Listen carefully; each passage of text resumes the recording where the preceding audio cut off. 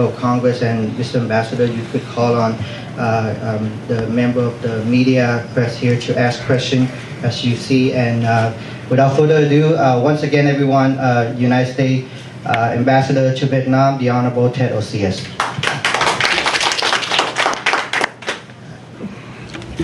Please.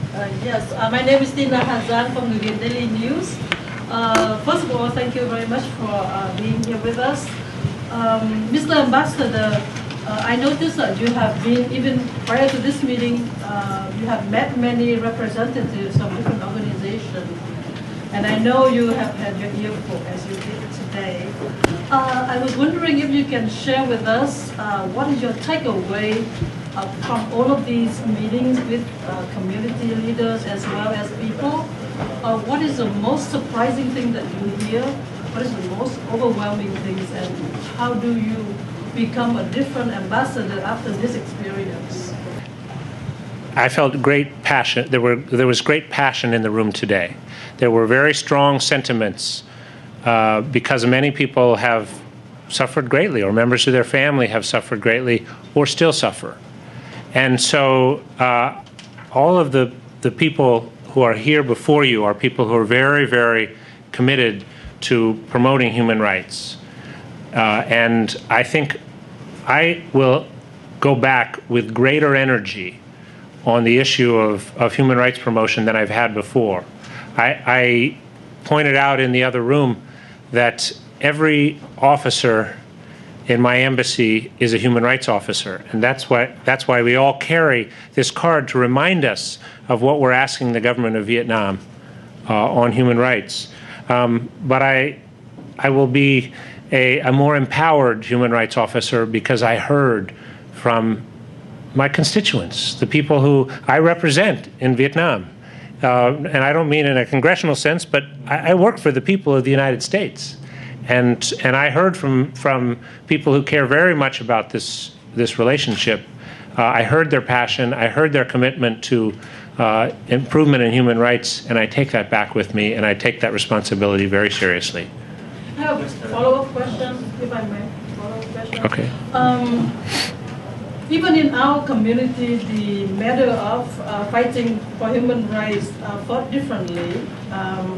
For example, when a city would like to become a sister city with a different city in Vietnam, that matter is being seen very opposing viewpoints. What is your view of that? Is that a thing that we should do or we should avoid? I was just speaking to Mayor Bao Nguyen about this.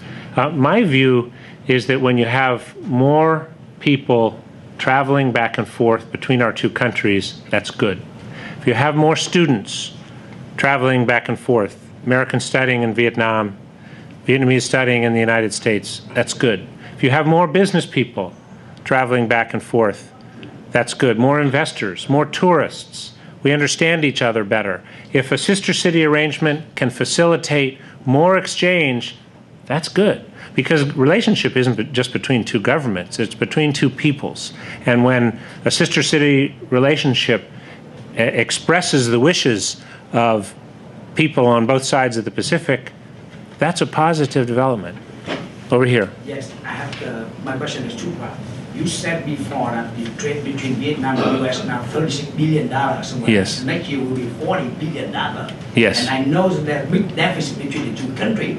That means the US, buy more goods from Vietnam than Vietnam buy goods from the US. How could we reduce that deficit? Secondly, Vietnam still forbid a lot of cultural products from the US to Vietnam. For example, Thuy Nga video or Vietnamese newspaper here published in Vietnam. How could we, solve that problem? And will that include TPP? Well, first of all, we improved that balance last week. 2 deals were signed, one with Vietnam Airlines for $7 billion worth of Boeing aircraft. The other was with Vietjet for $6 billion worth of Boeing aircraft. That's $13 billion by my calculation. That's a lot of jobs for Americans. Neither one of those deals is complete, I would warn you. Those are both deals that are in the works, but I believe both will come to completion in a very short time. The United States exports, more than half of our exports to Vietnam are agricultural exports. So they come from all over the country: soybeans, dairy products, chicken, meat, all sorts of agricultural products we ship to Vietnam every day. We have disputes that we work out. Sometimes there will be obstacles to trade on the Vietnamese side. There's sometimes that we slow down some Vietnamese products because we're worried about safety or have other concerns. That's our job, is to try to keep the trade flowing, to make sure that our exporters have a level playing field, have the opportunity to export, and that I believe that the TPP will be a very strong tool to help us increase American exports to Vietnam. It will also increase Vietnamese exports to the United States, and we have to be prepared for that. I think that's why TPP is something that causes very strong sentiments in this country, because it means jobs. It affects jobs. Ambassador, let me add to that my take on your question and the important element of it. The question is the free flow of information. And so the question is market access for U.S. internet search engines. All right? So that's going to be the key question in this negotiation. If we obtain that market access, then we increase the free flow of information. Over the years, I've been the author of a number of Radio Free Asia bills to try to broadcast into Vietnam. The broadcasting is important, but far more important is what can be done on the free flow on the internet. And I think that can bring about real changes in Vietnam. Follow question. Follow that question. Okay, but in most 20 years, the Vietnam government did not allow any product we do it here in the Vietnamese America to sell. We've been very engaged. And now, how you work with that, and what kind of tool you said in TPP stop the Vietnamese government that block all the product making in U.S. by Vietnamese American people here to Vietnam, because they block all the media product, all the entertainment product, they block all the book product, even the education book. They block everything. The point you're making is that when it comes to ideas, that's what they're trying to block, right?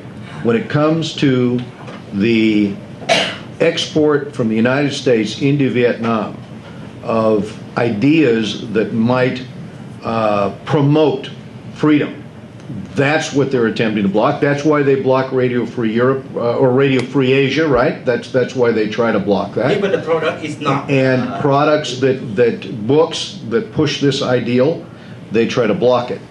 That is why the internet would be such an opening if we end up with the U.S.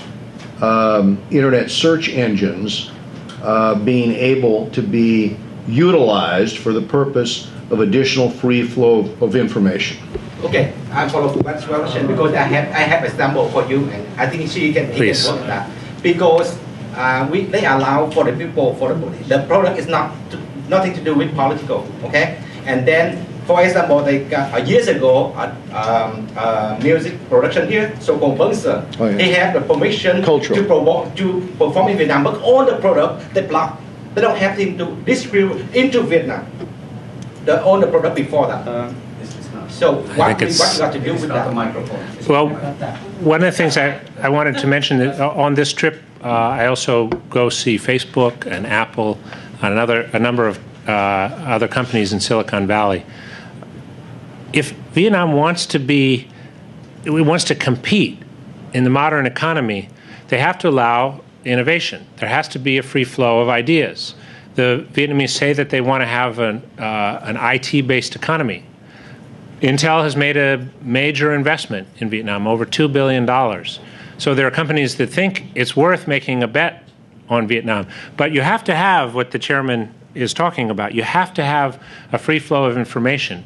You can't have decrees that clamp down on the internet and still have a free flow of ideas. You can't have innovation if you constrict the flow of information. And I think there's a growing realization of that in Vietnam. Please. If we could go to Mr. Dong Jong, I Yeah. realize that it's a lot of us here, so I'm going to try to regulate the Okay. best I can to try to give everybody a chance to ask a question. Great. Thưa ông đại sứ, trong buổi họp của ông Tổng Bí thư Đảng Cộng sản Việt Nam Nguyễn Phú Trọng và Tổng thống Obama đã đi Đúng rồi. đến một cái điều nhất thiết hai bên là sẽ bảo toàn sự vẹn toàn lãnh thổ của hai quốc gia. Kính thưa ông đại sứ, trong trường hợp giàn khoan 981 lại xảy ra thêm một lần nữa, phía lập trường của Hoa Kỳ sẽ như thế nào? Và liệu Hải quân Hoa Kỳ có nhiệm vụ cứu vớt tất cả những thuyền nhân, những thủy thủ, những tàu người ngư phủ của Việt Nam khi bị tàu Trung Quốc đánh chìm hay là không? So the question is, Mr. Ambassador, around territorial issue. If China were to bring in another oil rig into area claimed by Vietnam as its sovereign waters, what would the U.S. stand and what would the United States do, especially in instances where Vietnamese fishermen boat get attacked or rammed by Chinese Coast Guard? Would the U.S. Navy rescue them? Oh, first let me say, the Chinese like to say that what happens in Bien Dom is none of our business. That's not the case. That for 239 years, the United States has stood for freedom of navigation around the world. We have a right to operate our planes and our boats, and people who want to engage in commerce have every right to pass freely through the waters of the Bien Dom, the South China Sea. And we continue to exercise that right every day. So there were planes and boats of the United States flying and traveling through that area yesterday, there today, and there will be tomorrow. And we will continue to travel through that area. The United States opposes unilateral actions by any nation that increase tensions in the area. We don't take a specific position on the territorial disputes that are underway. We have a very strong interest in how those disputes are resolved. The position of the United States government is that those disputes should be resolved via diplomacy, via use of international law, and that we won't tolerate intimidation and unilateral actions. We have a three-part strategy for dealing with the South China Sea, and that is support for diplomatic efforts, which means unity with ASEAN, support for legal efforts, supporting the efforts of those countries that are using legal recourse to address the issues, and building the capacity of our partners. Vietnam has requested our help in building, in particular, its maritime capacity, and we're providing assistance in that area and will continue to do so. And let me add an addendum to that as chairman of the Foreign Affairs Committee, if I could, because the addendum would be there is also a law here, the Treaty of the Sea. And that treaty is recognized by the United States and all other ASEAN countries, indeed every other country in the world except one. And under that treaty, these international waters will remain open, and that is why the U.S. fleet is in the international waters, and that's why we keep those waters open for freedom of navigation. And that is why we're working, as the ambassador shared with you, with ASEAN for a united front to make certain that this law is followed. You know, in D.C. there's a big push for improving relations with Vietnam, but in OC it's still very controversial. And I was wondering, in these past few days that you've spent here, what is your sense? Do you sense that the community is divided or more united toward improving relations? I sense that there are some people whose hopes and expectations have been dashed in recent years, that their hopes haven't been fulfilled. But I also sense that there are many people who have high hopes for the relationship and high hopes for the future of Vietnam.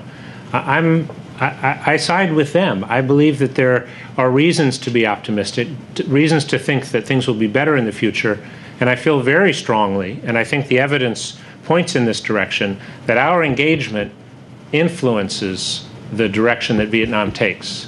That if we don't engage, we don't have a say. If we do engage, whether it's through trade or educational exchange, working together on health issues, working together on the environment, then we have a chance to have a little bit of an input. And I think there are many people who in Orange County who share that view. I'd like to say something about that, the differences between Orange County and Washington. I think in Washington, much of the focus is around the trade issue and the TPP. I think it is because of Orange County that human rights, religious freedom, the rights of people to dissent have become part of this process. That's what Orange County has done. It is not that the people don't want to have reconciliation, but they have laid out the conditions of what is needed, and I think the rest of the nation is listening. Thank you. I'm from PhoBolsaTV. You said back there that Vietnam needs America for prosperity and security. And obviously they also need America to balance out their relationship with other countries as well, especially to China. But our relationship with them is, of course, two ways. So on the other hand, what America needs from Vietnam in our relationship with them? I think it benefits the United States to have powerful partnerships with countries around the world. My last job was Indonesia, where I was the #2 in our embassy, and there we were building a comprehensive partnership. The job before that, I was in India. We were building a comprehensive partnership. Now I'm in Vietnam, and we're building a comprehensive partnership. Well, I believe that those partnerships, where we develop partnerships even with countries that are not allies, benefit the United States, because we together shape the future, and we decide what sort of how we can address the most complex issues that we have in the day. Chairman Royce has devoted an enormous amount of attention to U.S.-India relations. It's not because it's easy, it's because it's important for the United States. I think the same goes for building a partnership with Vietnam. It's not easy, but it's beneficial to the United States to have that partnership, to collaborate with Vietnam, and I think it will shape the kind of Asia that we would like to see rather than the kind of Asia that we don't want to see in the future. On TV and Little Saigon Radio, you said there's civil society in Vietnam. Can you name a few? And also you say you won't have church. I spoke to a priest who escaped Vietnam recently to Canada, and he said all church in Vietnam, the government is screening who can be priest, who can be monk. So absolutely no freedom of religious. I can speak to that if you want. Okay. You're correct. The Venerable Thich Quang Do shared with me when I met with him the problem in that the Communist Party in Vietnam is attempting to dictate to the Unified Buddhist Church of Vietnam, and I've heard the same thing from Protestants and Catholics, and across Vietnam this is a huge problem, and it is one of the reasons why we continue to use Radio Free Asia, one of the reasons we continue to try to leverage for freedom of religion and freedom of speech in Vietnam. And I do not think it's wise for us to pretend like this is not what has happened. This is why my legislation to put Vietnam back on the CPC list is important, and why we have to continue to broadcast into Vietnam the truth to the people in Vietnam so that they understand. But that said, we're at a point now in Vietnam where 92% of the people want a closer relationship with the United States, right? Right.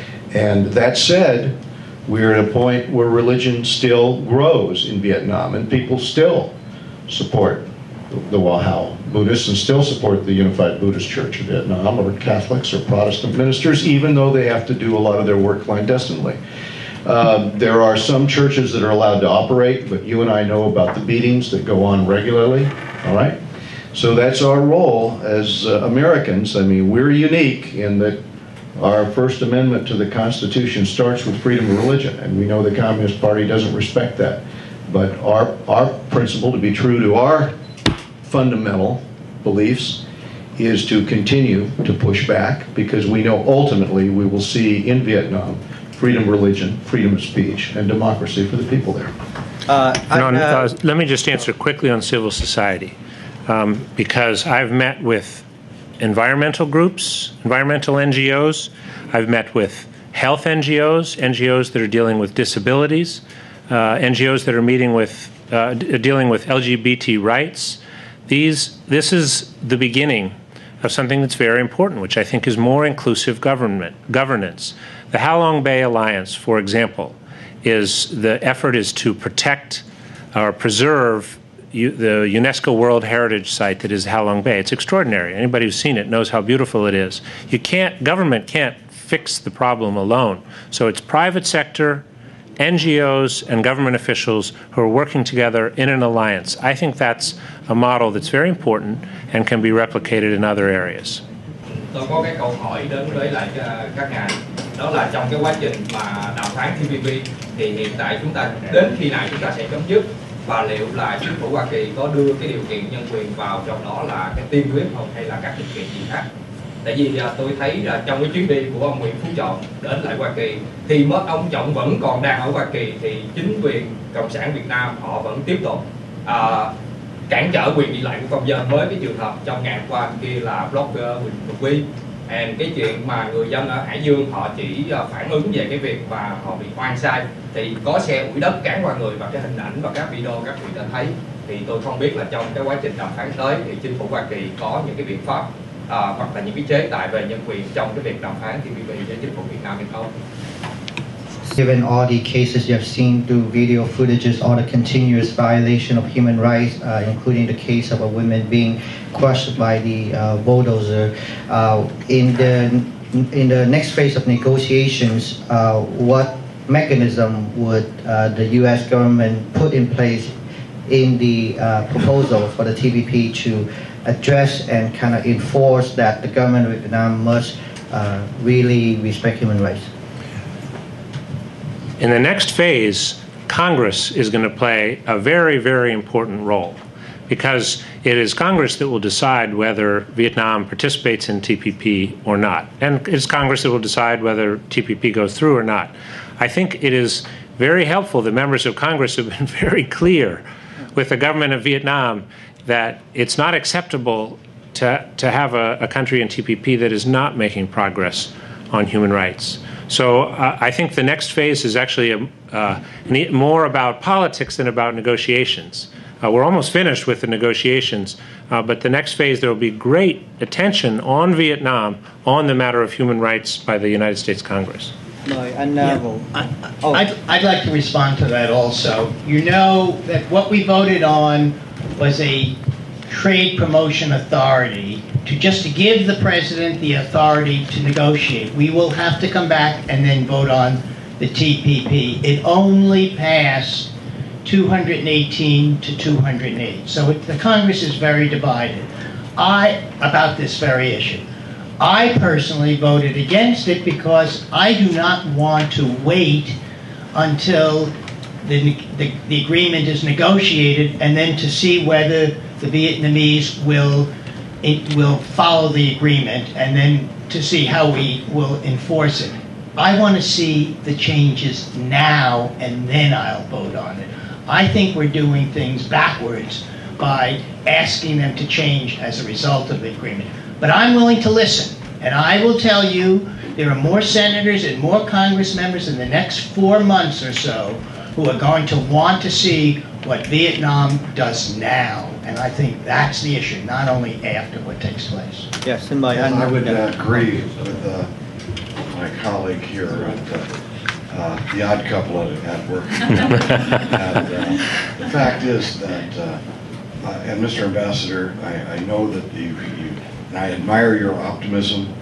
I think that a real strong sense of realism as to how you deal with dictatorships and how you turn a dictatorship into a more democratic society, making the clique that runs Vietnam more prosperous will not bring freedom to Vietnam.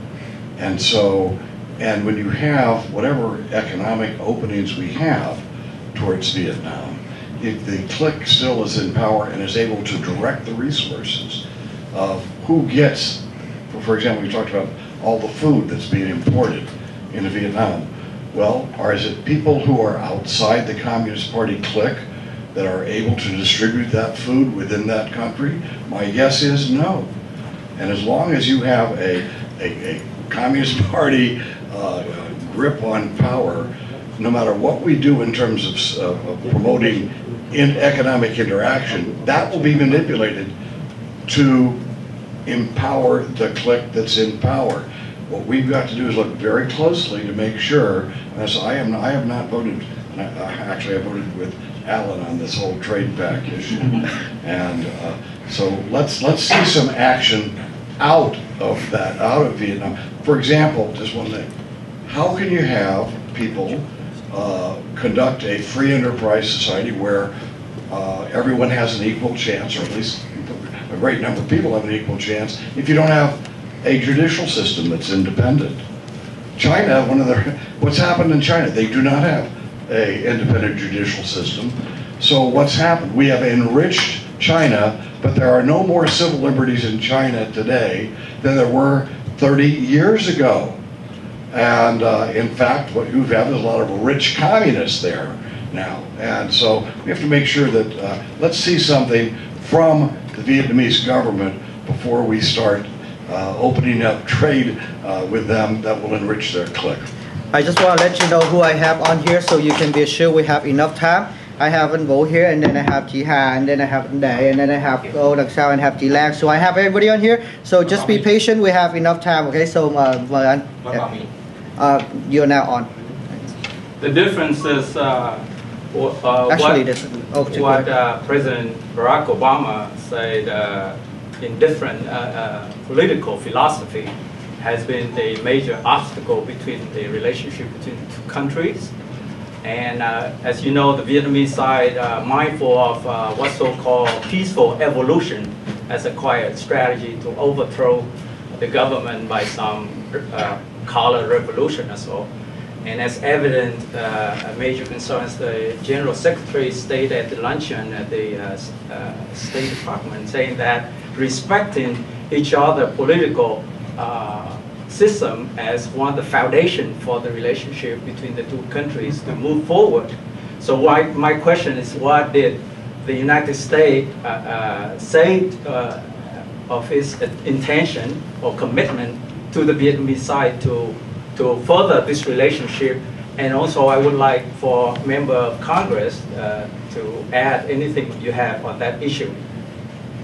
In 2013, President Trung Tan Sang visited Washington, and he and President Obama launched the Comprehensive Partnership. In that statement, and I urge you to take a look at it, both sides confirmed respect for different political systems. The President reaffirmed respect for a different political system. It's my belief that if we're to make progress in the area of human rights, and if we're to make progress in the area of workers' rights, it will be only because we signal that we are not seeking the overthrow of Vietnam's government, but we show respect for a different political system. If we were to suggest that we were seeking to change that government, we would make zero progress in these other areas. The different people are going to differ on that approach, but the approach of the administration is only through respect for different political systems can we make progress on the most difficult issues. From the standpoint of Congress, we've got a little different perspective on this.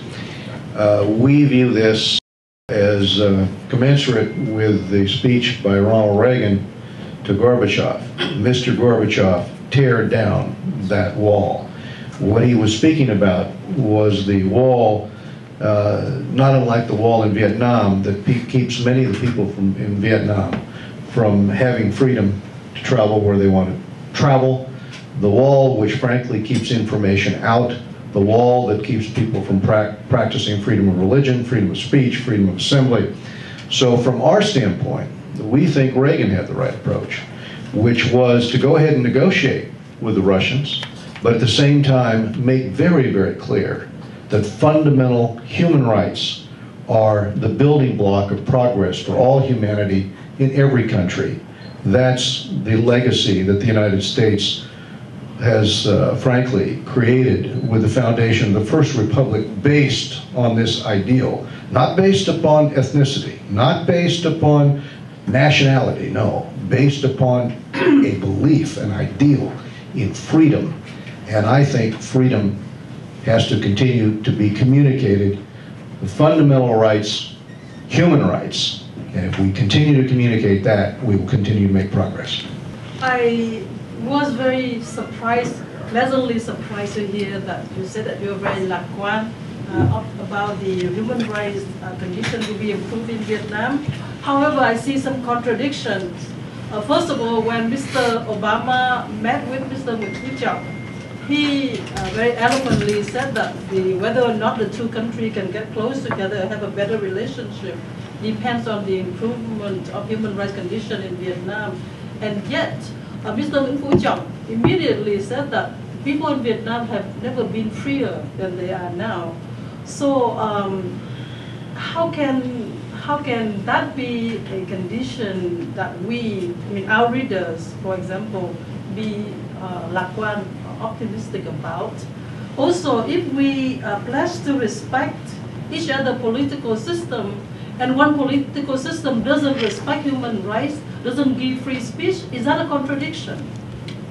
I've been part of this relationship for 20 years, and I have seen progress. It's not enough, but I have seen progress. That is what makes me lạc quan. I think that the trends are in a positive direction when it comes to greater freedom of expression, greater freedom of religion, of freedom to worship.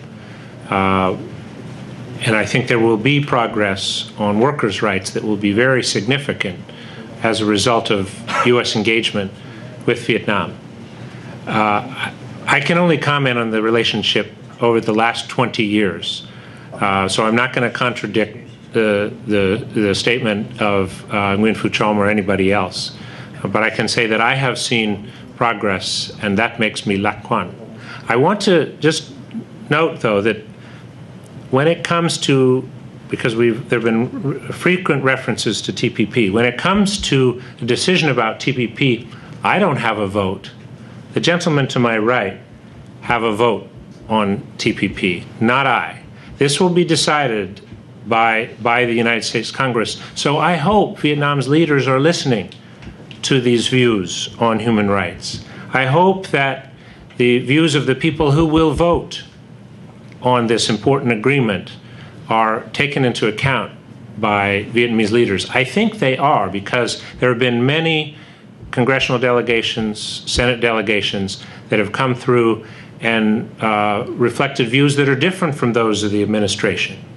And that is very healthy. It shows that democracy is alive and well here, that we very much respect the separation of powers, the role of Congress in this process. And I think that's a very useful lesson for Vietnam. Yeah. It's very interesting. When I was in Vietnam and I spoke to the government, and one of the things I raised was the prisoners of conscience that were arrested. And I said, if you want support, release the prisoners of conscience, all of them. And the leadership said to me, we don't have any prisoners of conscience. I said, oh, really? And then they said, they all broke the law. But then they said, but maybe our laws have to change. So I think there's a place that we can move to, but we haven't yet moved there. But there is an opportunity. I agree. This question, I work for TNT Radio, but I'm also a U.S. Army veteran. I served my country for 13 years. What happened tomorrow if the damn Chinese were to declare an air defense zone around the South China Sea? Now, the Malacca Strait is the second busiest shipping strait where most of oil and supply, where most of military travels through. if they were to declare an air defense zone, and if they were to start choking us, will the U.S. start acting much more aggressively militarily to stop the freaking Chinese from attempting attack for both of member of Congress? If the Chinese were to declare an ADIZ, it would not be legitimate. 50% of the world's seaborne cargo passes through that part of the world, through the South China Sea, through Biendong. And so any declaration, when these issues have not been resolved in accordance with international law by any stretch of the imagination, a declaration of an ADIZ would not be legitimate and would not be respected by the United States. That's the answer. I represent for Paralympic production, and my partner is Korean media. And we would like to know, because that is happened like many years, all of my friends sent me the email and cries for help. Because, you know, like the Hanoi government took the people land in South Mekong Delta and built all the factory when the people don't agree. And they beating people, they punish people because of the protest. And that people is a low voice, they don't have a voice. So can you bring that issue to the Hanoi government? They cannot take the land of the people when the people don't agree. Yes, I can and I will. Thank you. My name is Ngọc from Radio Free Asia. I have two quick questions. The first question is, what must happen before we sell lethal weapons to Vietnam? The second question is, in your opinion, what three specific things that overseas Vietnamese community can do for help Vietnam? Last October, the Secretary of State announced a partial lift of the lethal weapons ban, specifically for maritime purposes.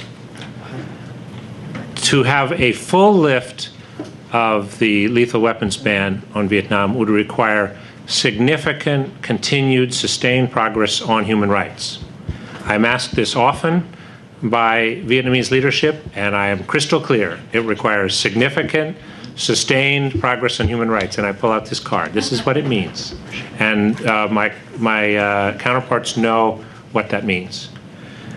Second, on what Người Mỹ gốc Việt can contribute, I think there's, in my view, speaking personally, there is nothing more important than educational collaboration between our two countries. If you want to lay a firm foundation for a good relationship going forward, if you want to provide hope to young Vietnamese for a better future, then education is the best possible investment. For 20 years, you heard me over there, for 20 years we've invested in the Fulbright Economics teaching program, and it has taught the principles of modern economics. It revolutionized the teaching of modern economics. We have partnered with the private sector to improve teaching and engineering, especially for women, science, technology, engineering, and math. But this is through a partnership with Intel and other corporations. And in the future, we will have in Saigon, in 3 different sites, a Fulbright University Vietnam. And I think that is a tremendously significant decision by both sides to invest in the future. And I think support for educational collaboration is the best possible way that people can contribute to a positive future for Vietnam. Regarding the government and the people of Vietnam, we heard from Vietnam, we heard like government and Vietnam and people is one. Overseas, we hear oppositely. People and the government is opposite. So I hope with all the years you spend in Vietnam, you know enough to know the answer for this. What is the real similarity and the real difference between the government and people of Vietnam? Well, the chairman and I have both quoted a poll about 92% support for a closer relationship with the United States. We're not talking about the government of Vietnam. That's a poll of the people of Vietnam. So the aspirations of ordinary Vietnamese are for a closer relationship with the United States. I don't know what that poll would produce among government officials. I have no idea. But there are at least indications that many leaders in Vietnam would like a closer relationship with the United States. And that is what I focus on. My job is to focus on how we can bring our two countries together in a way that respects American values. And I think that's very, very important. You can't build a relationship irrespective of American values. We have big differences with the government of Vietnam, especially in the area of human rights, and I'm never shy about expressing those differences. I think that's the best way I can answer your question. Mời anh Phong. Okay, my name is Phong. Last question, I just follow this guy, and this is my official question from BBC Vietnamese and the local TV here, VN. I got two questions. The first question, like you said that try to tell the Vietnam government to change the law or something. But right now, most 20 years, the 88, 79, 258 still go on. They appeal that to harass the dissident people in Vietnam. So it's still until when Phu Trọng came in here, they still do it the last 24 hours that that news. So what you got to do? My first question: what you got to do to work with the Vietnam government to eliminate that law? And number one. And Phong, I do apologize that when I say fine, we do have just one question. Okay, could I just repeat your question real quick? It's basically what would the U.S. government do on those decrees? Thank you. Well, for one thing, when I first went to Vietnam 20 years ago, the National Assembly was a rubber stamp. That is not the case anymore. The National Assembly it's not like our Congress. It's not fully independent. But it is not a rubber stamp. It is very active in the area of oversight and of amending laws so that they can reflect the new constitution. In 2013, Vietnam passed a new constitution that by many accounts is a much more progressive constitution than what they had in the past. And the effort that is underway now is to revise laws so that they are consistent with the 2013 Constitution and Vietnam's international obligation, including its ratification of the International Convention on Civil and Political Rights. That's a complicated process because it involves the party, it involves the government, and it involves the National Assembly. But it is an active process that is underway, and comments on that process have been welcomed. Our comments on revision of the civil code, the criminal code, and the criminal procedure code have been welcomed. Whether they're all included in the final legislation when it goes through, I don't know.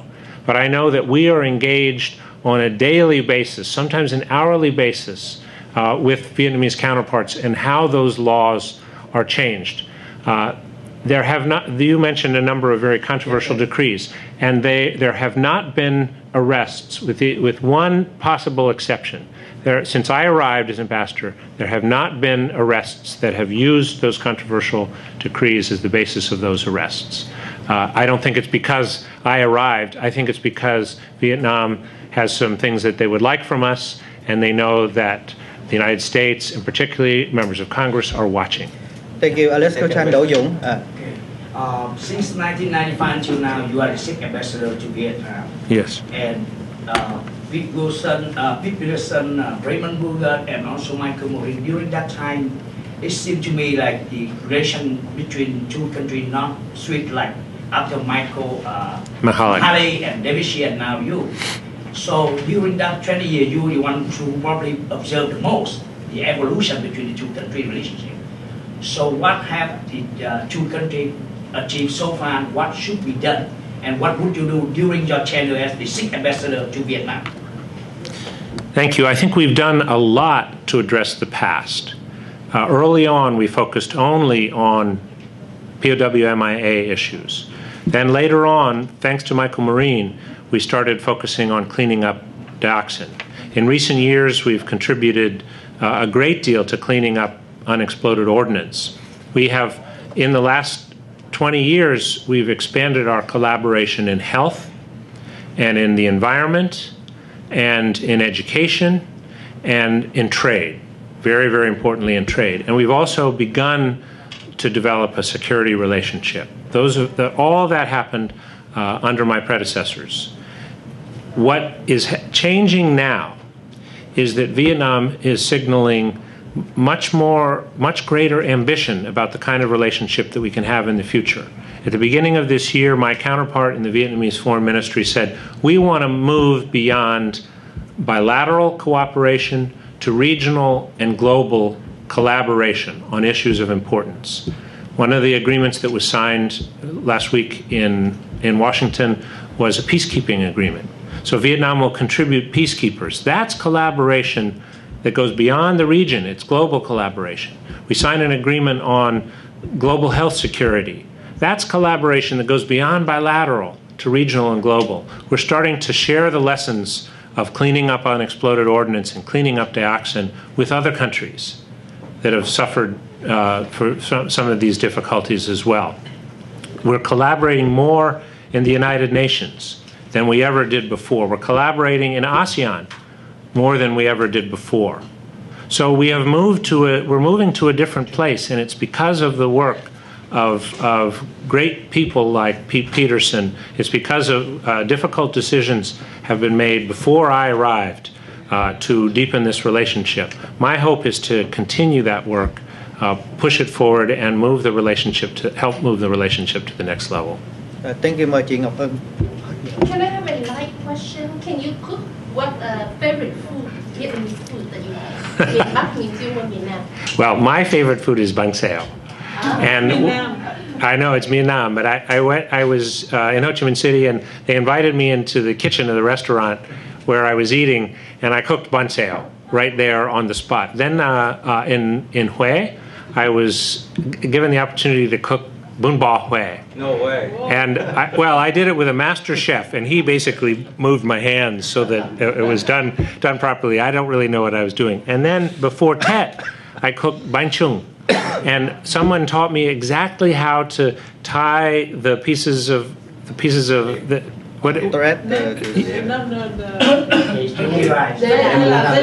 Selat, yes, because we rolled up the pork, we put in the mung bean, put it inside the sticky rice, wrapped it in the leaves, and then cooked it overnight.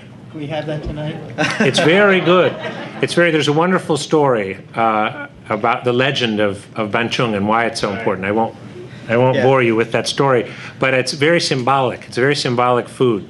And for me, this is great fun. I really, truly respect the cultural traditions, the history, the people of Vietnam. It's difficult language. I respect these things very much. So for me, it's a great pleasure when I can show my respect for these traditions, for Vietnam's amazing and difficult history, and for its astonishing people.